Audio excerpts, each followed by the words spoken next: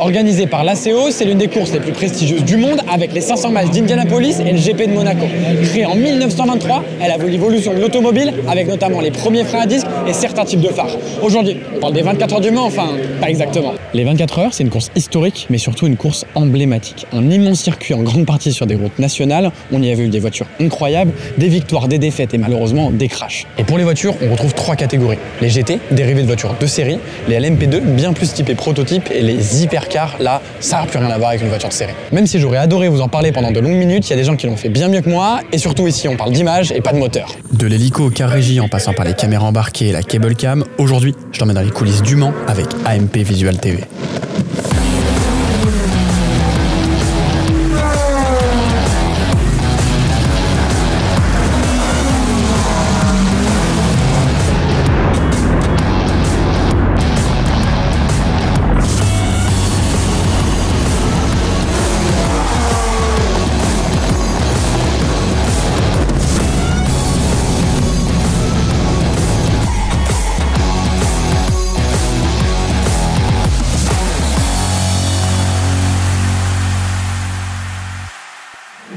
AMP, ça te dit sans doute rien, mais t'as sans doute déjà vu leurs images. 14 juillet, GP Explorer, Ligue 1, concert d'Indochine, encore Festival de Cannes, c'est environ 9000 prestations par an. Le tout avec environ 600 salariés et près de 1500 intermittents engagés chaque mois, AMP c'est le mastodonte du broadcast. Les 24 heures, c'est environ 40 caméras au sol réparties sur les près de 14 km du tracé. 4 cadreurs HF, un hélico, un drone et plus de 120 caméras on-board pour des vues immersives dans les voitures. Ces caméras ou leurs récepteurs HF sont reliés en fibre jusqu'au nodal, le centre névralgique de l'installation, avant d'être ensuite dispatchés aux Ingévision, à la Céloréal, puis dans nos écrans de télé. Bon, je te rassure, je vais t'expliquer étape par étape comment ça se passe et on commence avec les cadreurs tout autour de la piste. Et là du coup on va suivre les cadreurs HF, c'est-à-dire des caméras qui sont sans fil. Ils ont plusieurs batteries directement sur le sac et ça leur permet d'alimenter la caméra, les systèmes sans fil et tout contrôler en fait. Vous le voyez, ils ont un peu des têtes de Stormtrooper, ça leur permet d'être complètement mobile. Parce que dans les stands c'est quand même dangereux, hein, donc il y a des fois en fait t'es du cadre, t'es en focal mais tu regardes aussi tout ce qui se passe, tu sais... c'est ça, faut que tu fasses attention. Ouais. Il faut cadrer en même temps être à l'aise. Et du coup, je vois que t'as le gros sac à dos, un peu à la manière d'un droïde de Star Wars là. Ouais, mais c'est quoi tout ça? Ouais, ça fonctionne super bien en fait. Okay. Donc c'est tout le système de transmission HF qui normalement peut se mettre également sur la caméra. Mais nous, il y a, on va dire une quinzaine d'années, quand on a commencé à les faire, on a demandé à Visual de nous concevoir justement un petit sac à dos comme ça. Et on a eu les premiers prototypes. Et donc tout le système HF, ça nous déleste un peu au niveau du poids sur la caméra. Comme ça, on n'a plus que la caméra en main. Ça nous permet d'être quand même plus mobile et c'est vraiment plus agréable pour travailler quoi. Pendant mes rencontres avec les équipes d'AMP, j'ai pu comprendre une chose toute simple mais primordiale, le live doit marcher coûte que coûte. Qu'il pleuve, qu'il vente ou qu'il fasse 35 degrés, rien ne doit s'arrêter. Il faut que tout fonctionne absolument, qu'on vérifie tous les points vitaux de la caméra, du trépied, on règle les frictions, on règle le pied, l'équilibrage de la caméra, enfin, tout fonctionne absolument parfaitement. Alors pas d'inquiétude, c'est robuste et tout est conçu pour le podcast. La caméra vient se loger dans le bâti, une armature qui permet ensuite de la connecter à une box lens, un gros téléobjectif motorisé. Alors ici, contrairement aux appareils grand public, le poids et l'encombrement, on s'en fiche. On veut un max de polyvalence. Pour le capteur, il est peu défini, juste de quoi faire de la HD. Mais évidemment, si on regarde toutes les caméras autour du circuit, leur type et les zooms montés dessus, on voit bien que presque aucune n'est la même. Chaque caméra est adaptée en fonction du virage où il est. On va dire que j'ai un milieu de zoom, j'ai un 40 fois. Par exemple, moi je fais une autre caméra qui est toute au fond du Bugatti, du coup la 5. Et celle-là, j'ai une optique beaucoup plus courte parce que c'est un panneau très rapide. Ah oui, et attention, contrairement aux caméras semi-pro ou amateurs qui ont tout un tas d'aides et d'automatismes, ici, tout est manuel. Comme la mise au point, c'est eux qui doivent gérer, en plus de suivre toutes les voitures pendant plusieurs heures. C'est d'ailleurs pour ça que le capteur est tout petit, pour avoir une super grande zone de netteté et faciliter le travail de mise au point des cadreurs. Moi là, tu vois, je zoome. J'ai des zooms. Là, je peux régler ma vitesse. Il y en a qui aiment avoir un zoom très rapide. Moi, je suis plutôt... j'essaie de trouver le juste milieu. Je suis plutôt au milieu. Parce que j'aime bien, par exemple, là, quand moi, je suis au fond de mon plan, quand je dois repartir de l'autre côté, c'est dézoomer et déjà être prêt pour repartir dans l'autre sens. On a un petit bouton qui est là. Et ici, du coup, dans le moniteur, ça nous permet de regarder ce qui passe à l'antenne.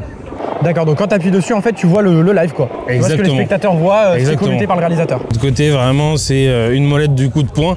Tout qui permet de faire en sorte que ce soit net. Du coup, c'est une mise au point manuelle, t'as pas d'autofocus? Non, il n'y a pas d'autofocus. Aussi, vous allez le voir, c'est le gros point commun entre tous les techniciens sur les 24 heures. Ils ont des casques pour se parler entre eux, mais surtout entendre le réalisateur et ses équipes. Ça s'arrête dans 7 minutes. 17 dans le fond. C'est celle qui a tourné dans Pour le la fond. 17, top 17. HF2, top HF2, on-board 6, top on-board 6. Là, sous mes capuches, j'ai le casque avec les ordres du coup d'Olivier Denis. Et le but, c'est que on l'écoute sans arrêt. Là, on est quand même 29. S'il est quand même 24, 25, je commence déjà à me préparer à être là pour être prêt à ce que ce soit moi qui passe à l'antenne et tout. Et justement, comment ça marche les systèmes de communication? Les fameux intercoms. Parce qu'avec tout ce monde à la technique, ils n'ont pas vraiment les mêmes besoins. Entre un cadreur pit lane avec le bruit des voitures et quelqu'un en régie, c'est pas vraiment la même chose. Donc on a soit du talkie qui va passer sur tout le circuit, plus d'une centaine de talkies, avec plusieurs canaux à chaque fois pour que toutes les équipes puissent travailler en même temps. On va avoir les boléros. Ça, c'est une petite merveille de technologie. Et donc, c'est un petit boîtier qui fonctionne en DECT. C'est un peu l'équivalent du Wi-Fi. Et donc, il y a plein de clés. Il va pouvoir parler au car, au réalisateur. Ils ont un interne pour que toutes les caméras HF puissent parler entre eux. Et donc, là-dessus, on met les casques qui sont derrière moi.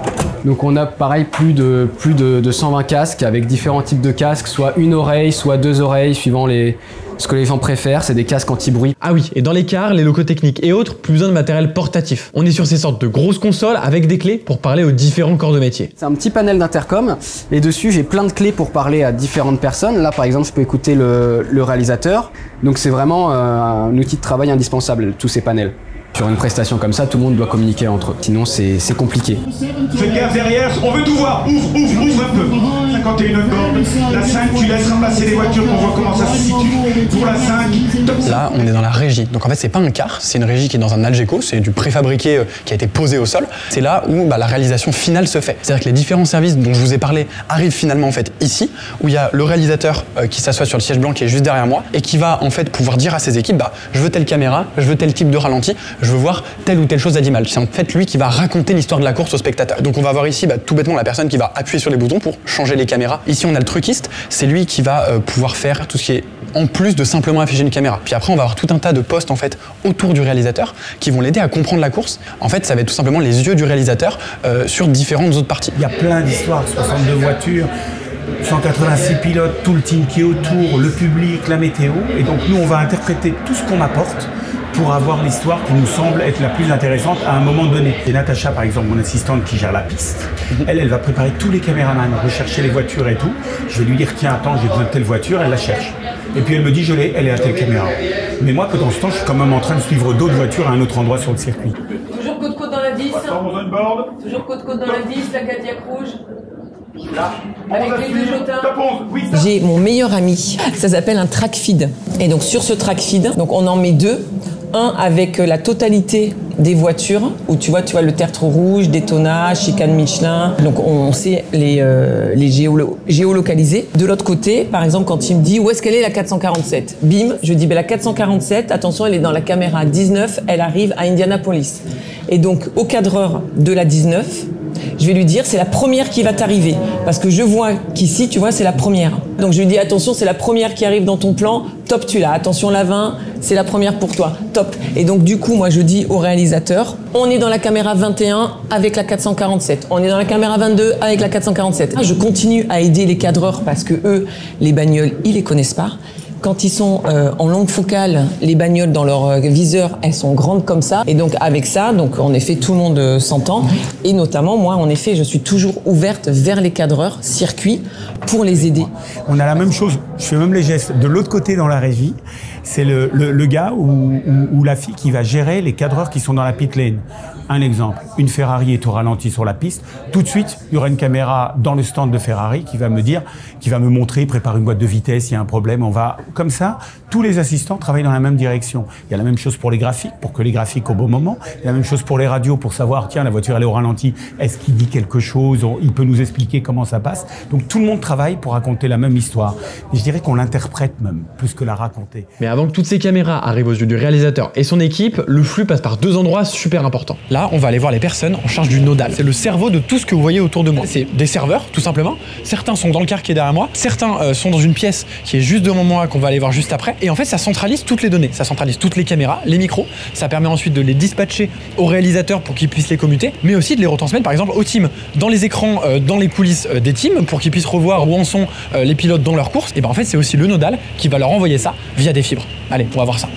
Dans cette pièce, les allées ressemblent bien plus à un data center de Google qu'au centre de tout le travail d'AMP. Et en fait, c'est super logique parce que ça utilise le même type de technologie, la fibre optique. Pour câbler toutes les caméras et micros du circuit, ils utilisent une boucle fibre qui passe sous le sol autour de la piste. Ça appartient à l'ACO, les fibres, parce qu'on ne peut pas tirer 13 km de fibre en moins de 2 semaines. Et puis il faut que ça reste à l'année, parce qu'il y a des caméras de sécurité, il n'y a pas que ça, il n'y a pas que les 24 heures du Mans auto. Et du coup, ils nous laissent passer sur leur fibre pour qu'on branche nos caméras dessus, qu'on mette les stages audio, les stages vidéo. Donc ça, c'est la partie pour réceptionner les micros ou envoyer une vidéo à quelqu'un qui est à l'autre bout du circuit. Il y a toute cette partie-là. Des fibres qui font la taille d'un cheveu sont capables d'envoyer plusieurs gigas sur des dizaines de kilomètres, et ça tombe bien, c'est exactement ce qu'on veut. Aujourd'hui, dans quelques fibres, on fait passer beaucoup de signaux vidéo. Donc un câble comme ça, tu fais passer 72 fibres, et ce qui permet, non seulement c'est beaucoup plus léger parce que c'est de la fibre optique, comparé à justement du BNC qui est du cuivre. Du coup, le cuivre est beaucoup plus lourd que de la fibre optique. Le BNC, c'est une connectique comme l'HDMI++, si je dois le simplifier, c'est-à-dire c'est une connectique vidéo qui est faite pour être tirée sur des bien plus longues distances que l'HDMI qu'on connaît tous et qui est plus sécuritaire parce qu'elle se bloque physiquement. Sur de la fibre, tu peux transmettre des signaux 10-20 km sans problème, alors que du BNC... Ça leur permet de contrôler les caméras à distance, mais surtout de récupérer le son et l'image. Alors évidemment, toutes les caméras n'envoient pas directement de la fibre. Les antennes de réception des caméras HF par exemple sont reliées à des racks qui convertissent le BNC vidéo ou le XLR audio en fibre pour aller jusqu'au nodal. Là, on est au 6e étage du bâtiment de l'ACO, tout en haut sur une coursive technique. En bas, on a la pit lane et la grande ligne droite avec évidemment le départ. Et en fait, tout ce que vous voyez derrière moi, c'est toutes les antennes qui permettent de récupérer les caméras qui sont dans les pits. Toutes les antennes collinaires qu'on voit qui sont accrochées là à la suite les unes des autres, ce sont nos antennes d'overline, donc nos antennes pour les journalistes. On a aussi les antennes des caméras, c'est les petites qu'on voit là. Toute cette partie-là, c'est vraiment notre patch analogique, c'est les RIO, c'est là où toutes les sorties audio, les entrées audio, on les patch. Ça passe par cette armoire qui est bâchée pour le moment. Tout ça, ça part en fibre, c'est connecté à la fois au TV Compound, et on a aussi un déport derrière le paddock. Vu qu'on a des journalistes qui jouent aussi, on a des déports de fibres, à la fois une overline, à la fois MTK, donc des systèmes de reporters et des écoutes qui nous permettent de couvrir toute la partie paddock. Une fois au nodal, les flux vont transiter vers différents endroits. La cellule réalisation pour qu'Olivier Denis puisse choisir qu'est-ce qu'il veut afficher à l'écran, les teams qui veulent transmettre les images de leur voiture dans les paddocks ou les loges VIP, mais surtout les ingénieurs vision et audio qui peuvent tout paramétrer à distance depuis un car dédié. Là, on va pouvoir rentrer dans le car régie. C'est ici qu'énormément des flux arrivent pour être gérés par différents techniciens. Déjà, les ingénieurs vision. C'est eux qui vont gérer les caméras à distance et régler en fait tous les paramètres de la caméra. On va aussi avoir les opérateurs ralentis. C'est eux qui vont gérer les replays, la vitesse de ralenti des images et ensuite les proposer aux réalisateurs pour qu'ils puissent agrémenter le direct. On va aussi avoir un panneau de contrôle pour les caméras PTZ et enfin, tout ce qui est son, c'est aussi ici que ça se passe. Allez, on y va. C'est le camion qui fait les championnats de foot, les championnats de rugby. Comme sur cet événement, on a déporté la cellule de réalisation à côté. Ici, c'est uniquement la pièce pour les opérateurs ralentis. C'est ici qu'ils font tous les ralentis en fait. Donc là devant, il y a R1 qui est le chef ralenti. Et donc quand il demande un ralenti sur une certaine cam, les canaux rentrent dans le LSM. La personne concernée annonce qu'il est calé au niveau du ralenti. Lui check. Et c'est envoyé au réalisateur directement. Il y a également une personne ici qui contrôle les remotes avec son joystick, avec son panel. On a plusieurs remotes sur le circuit. Là, c'est des PTZ et lui, il en contrôle environ 7. Il y a la Rolex, il y en a une en direction de course, une dans la salle des trophées qui est la pièce juste avant le podium. Et ensuite, il y en a certaines au niveau dans les stands. Donc voilà, lui, il contrôle à distance aussi ses caméras juste ici. Et donc lui, avec cette petite commande qu'on voit là, il a la possibilité de globalement tout contrôler, que ce soit les réglages de la caméra, mais aussi du coup tout ce qui est zoom et mouvement de la caméra. Donc ici, pendant toute la course, il y a les personnes qui se relayent pour gérer l'ouverture des diaphes des caméras, faire en sorte que la colorimétrie des caméras, ça soit la même. C'est pas le cadreur qui va gérer sa luminosité, qui va gérer ces différents réglages, c'est des personnes en distance. C'est les ingénieurs vision qui sont là et qui passent, tu vois, regarde, ils ont plusieurs caméras, hop, ça passe d'une caméra à l'autre. Il y a un poste d'ingénieur vision chef, qui est en fait le poste de référence pour que les autres se calent et aient un modèle. Et donc il y a une équipe qui se relaye jour et nuit. Derrière, on a 2 cabines son. On a une cabine son qui est dédiée au signal inter, la plus grande, et la plus petite qui est reliée à la deuxième cellule de réalisation pour le signal, le deuxième signal qu'on produit en fait. Oui, il y a la même chose avec, ils ont leur propre ralenti. qui peut passer des sujets, ils ont leur propre réalisation et ils ont leur propre cabine son qui est dédiée en fait. Cette cellule, elle est exploitée parce qu'en plus de faire le signal international qu'on appelle ici le BIF, le Basic International Feed, on fait le EIF, c'est Enrichi International Feed, sur lequel on rajoute une caméra avec un journaliste qui va poser des questions et interviewer des gens dans les pit lane. Bon, c'était bien dense tout ça. On va se faire un petit récap. Pour commencer, on a les caméras fixes ou mobiles qui sont réparties tout autour du circuit. Tous ces flux transitent via de la fibre vers le TV compound et plus précisément le nodal, une sorte de B-serveur qui dispatche ensuite tous les flux aux postes qui en ont besoin. Une fois commuté par le réalisateur dans la régie, le flux est envoyé à différents diffuseurs qui eux le transmettent à notre télé. Bon allez, il nous reste encore quelques caméras à voir. Moi je pense qu'on n'est pas parti dans le bon sens. Mais si, alors là si, regardez là. Et nous on veut aller, tac, à la 35, ici. C'est sûr on est là. Pour vous, faut qu'on passe par toutes les nodières et qu'on fasse dans l'autre sens? J'allais vous dire d'aller dans l'autre sens. Là. Ok. Vous alliez tout là. Et bah top. Merci beaucoup, désolé de vous avoir embêté. Pas de soucis.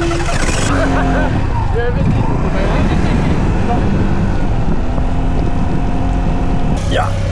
Si on a fait toute cette route en scooter que vous venez de voir, c'est tout simplement pour ce petit bidule. Alors là, elle a plein de buées donc on voit pas grand chose.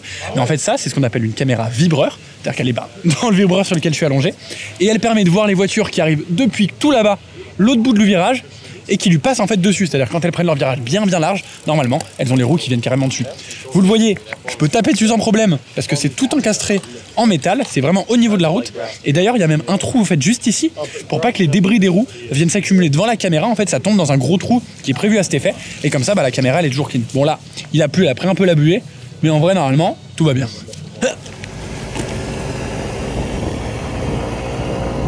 Là, ce que je suis en train de vous shooter au 70-200, c'est la cable cam. Comme son nom l'indique, c'est une caméra sur un câble qui est tendue en fait entre chaque côté de la pit lane. Donc on n'a pas qu'un seul câble, on en a deux pour plus de stabilité. Et du coup, là, on a une sorte de petit chariot sur les deux câbles avec en dessous une nacelle stabilisée. Donc c'est une sorte de gimbal plus on va dire, parce que c'est fait pour aller plus vite et pour prendre des plus gros poids. Et cette caméra-là, elle permet en fait pas mal de choses. Elle permet soit de faire des plans assez larges pour montrer la grille de départ, montrer la pit lane, mais aussi aller venir zoomer quand des voitures rentrent au stand par exemple pour se focaliser au-dessus de la pit lane et vraiment filmer la voiture qui arrive, qui fait son changement et qui repart. Tant qu'on était dans les pits, on s'est dit qu'il fallait qu'on aille voir un petit truc sur les voitures, les caméras on-board. On a équipé 32, chacune ils ont 4 caméras. Celle-là elle est un peu spéciale parce que c'est la seule qui a une vue rasante avant. Ah oui, c'est celle qu'on voit ici, c'est ça? Exactement, c'est la seule qui a sur tout le paddock. Donc là ici ce sera la caméra pilote. Imaginons il rentre au stand, quand il gagne, voilà, c'est la vue qu'on met. Ok.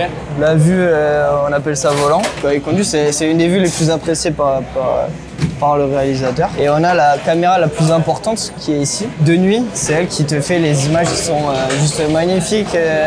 C'est une caméra qui te permet de bien voir dans la nuit par rapport à ces petites caméras stylo là. On la vue arrière qui est ici, elle est ici. Ah oui d'accord, c'est vraiment la caméra de recul quoi. C'est la caméra de recul, exactement. Ok, je capte. Ouais, parce que du coup tu vois dès qu'il y a des dépassements ou C'est surtout quand il y a des espèces de combats, ça met une espèce de... tu rentres dans le combat quoi, tu mets celle-là en vue arrière, celle qui attaque en vue avant, ça se fait limite des bisous, c'est juste mortel. Et du coup tout arrive là, c'est ça? Donc en gros c'est une box, on a une entrée UHF qui va nous permettre qu'on puisse contrôler à distance le switch des caméras. Okay. Et ensuite tu switches à distance quelle caméra tu veux mettre en antenne. C'est souvent le réalisateur qui décide. Souvent on arrive à voir s'il y a une bataille, on met celle-là en vue arrière. Si elle arrive au stand, on la met en vue pilote parce que c'est souvent impressionnant quand les pilotes y rentrent, ils se ressortent. Vous devez choisir avant d'envoyer l'image finale entre part. C'est ça. Vous devez commuter avant d'envoyer le flux. Ok. Là il y a une de nos antennes et de l'autre côté t'as une autre antenne de l'autre côté. Ouais. En fait on est du coup en étroite collaboration avec les mécaniciens. Ouais, parce que là on voit ils sont en train de bosser sur la voiture. Ouais, pendant que toi en fait il y a pas longtemps t'étais en train d'installer les caméras. Donc, et surtout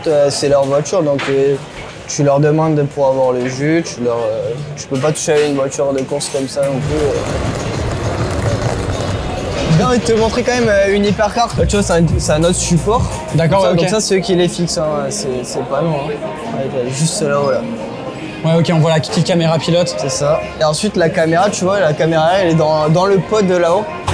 Ah oui, d'accord, elle est carrément à l'intérieur. C'est pour ça que je te dis, là, nous, on peut rien faire.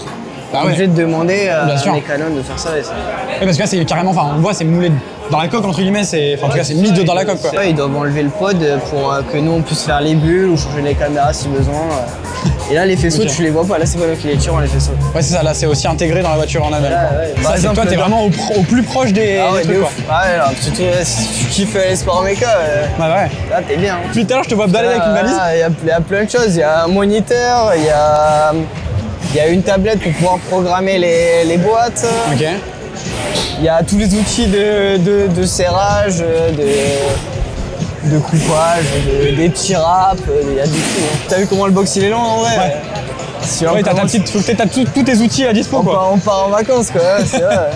Pouah, c'est magnifique, hein, quand même. Peinard, hein. Ah, j'avoue, t'as un beau taf. Ouais, j'avoue, c'est mortel. Hein. De l'autre côté, on va avoir des personnes dédiées à la réception de ces flux, la configuration des caméras, les réglages, mais aussi le monitoring de la qualité de réception par exemple. RF Factory, c'est un service à part entière d'AMP Visual au groupe AMP Visual TV. On gère toute la HF pour courses de voiture, courses de vélo, courses de bateau, défilé du 14 juillet, toutes les caméras qui n'est pas possible d'avoir des câbles derrière. Ici, on est en charge donc de gérer les caméras embarquées, par exemple. Donc, il y a 32 voitures équipées avec 4 caméras par voiture. On gère la gestion des voitures, que le signal qu'on reçoit est bon, qu'on ait la bonne caméra pour le réalisateur sélectionné, et aussi que la colorimétrie de ces caméras soit raccord avec ce qu'on voit à l'antenne. On a spécialement 2 Ingévision juste pour les caméras embarquées, parce qu'il y a quand même 128 caméras. Il y a une grosse préparation, surtout au niveau sécurité, qui dans la voiture doit tenir jusqu'à 20 G en cas de crash. La plupart du temps, on leur envoie à l'avance. Les voitures sont prêtes quand elles arrivent sur place. Il y a un gros travail à l'avance, c'est ce qui fait le résultat aussi. Hein. C'est le travail en avance. On ne peut pas arriver sur le championnat sur une voiture sans avoir étudié la chose avant, parce que ce serait impossible d'avoir un résultat comme ça. Pour le drone, c'est en fait un appareil assez connu, un DJI Mavic 3 Pro. Un drone professionnel mais qui est facilement achetable dans le commerce. Cette année, c'était la première fois qu'un drone était utilisé pour filmer les 24 heures du Mans parce qu'il y a encore beaucoup de questions en suspens niveau sécurité. C'est des drones qui sont vraiment pas intrusifs, ils font pas beaucoup de bruit, ils sont petits, donc forcément tout de suite au niveau des gens, ça passe, c'est plus agréable. Ils se sentent moins agressés et au niveau de la sécurité, au niveau de la direction de course, par exemple sur des événements comme ça leur fait moins peur. Quand tu parles à certaines personnes qui ont 50, 60 ans, pour eux les drones, tu les allumes, ils peuvent tomber par terre, ils peuvent s'écraser, alors qu'aujourd'hui, franchement, c'est des drones qui ont des niveaux de sécurité, ils ont des retours tout home. Si tu as un problème entre les liaisons et le drone, il revient tout seul directement à son point de décollage. Il a des capteurs à 360 degrés. Par exemple, lui, il a un niveau de batterie de 40 minutes, une redondance au niveau de l'IMU, du compas, donc c'est tous les systèmes, les instruments qu'il y a à l'intérieur. Là, on peut le voir, il y a à peu près 300 000 personnes, je crois. On n'a aucun problème de connexion, on n'a eu aucun problème de batterie, d'hélice ou quoi que ce soit, quoi. Ce qui est assez dingue, c'est que ce petit drone super compact, il a quand même 3 objectifs. Un capteur principal micro 4 tiers, donc même en basse lumière, aucun souci. Et niveau qualité d'image, il monte jusqu'en 4K 120 et même 5,1K. Ah oui, et le but, c'est quand même d'envoyer tout ça en direct. Donc un câble HDMI sort de la télécommande pour être transmis via un boîtier à la régie. Mais si on veut outrepasser les limites d'un drone en termes d'autonomie et de longueur focale, pas le choix, il faut passer sur un hélico. Là, on va aller voir Franck, il est opérateur prise de vue aérienne et il va nous montrer un petit peu comment il travaille pour AMP Visual TV et produire les images du Mans. L'hélico est intéressant en fait sur un circuit, sur voir un peu l'effet de course. Donc on va pas chercher forcément à être très serré sur un véhicule. Ce qu'on va voir, c'est ce qui va se passer en termes de freinage, en termes de dépassement. Une arrivée sur la première chicane dans les hunaudières, on va essayer de voir s'il y a une lutte entre 2 véhicules, entre 2 voitures. On va surtout illustrer la lutte. Et en termes de vitesse, du coup, on est sur des voitures de course. Ouais. Si vous les suivez, ça va à quelle vitesse ce genre de... On se fait larguer dans les hunaudières. Ouais. Voilà. Là, d'accord. Nous, on vole 200 sur le vent, 220, 230, 250, 240 km/h. Okay. Voilà la bête.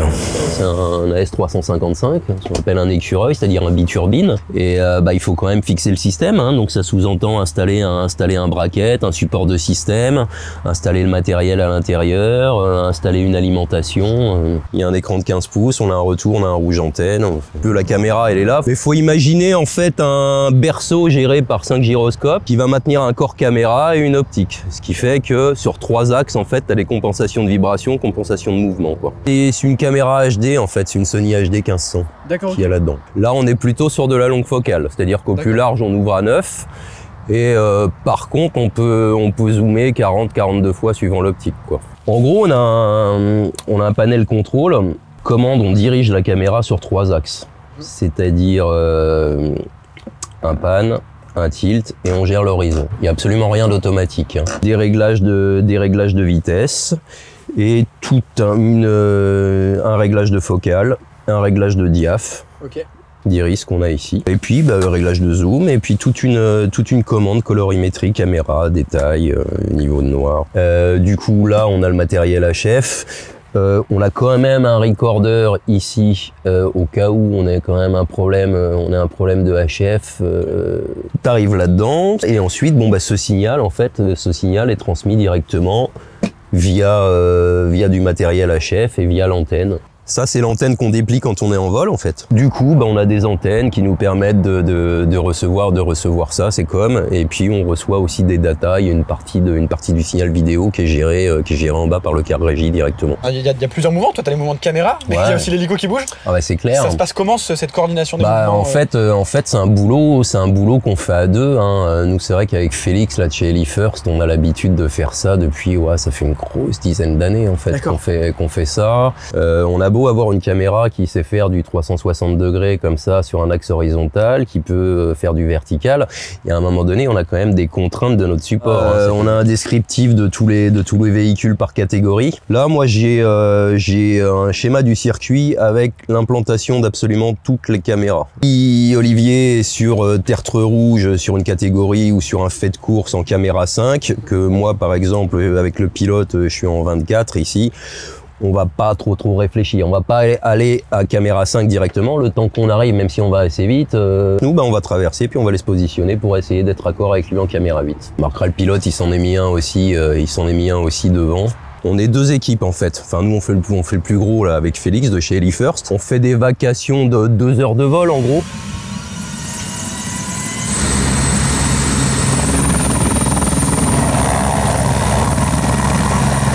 Bon, on a vu toutes les caméras bord de piste, les on-board, l'hélico, le drone, les micros, mais une fois que tout ça est passé par la régie, comment ça arrive jusqu'à notre télé? On a plusieurs moyens d'envoyer le signal aux différentes chaînes et aux différents diffuseurs, aux différents détenteurs de droits. On a donc le moyen de passer par cette station satellite qui va envoyer le signal par satellite aux différents diffuseurs qui souhaitent le recevoir de cette manière. Et puis l'autre moyen de fonctionner, comme je t'ai dit, c'est d'utiliser l'autre filiale Letzi qui va utiliser la filiale digitale pour aller diffuser un peu les flux. Ça c'est selon les chaînes, ou les diffuseurs, hein, parce que c'est pas forcément diffusé que sur des chaînes de télé, la manière dont ils souhaitent recevoir le signal en fait.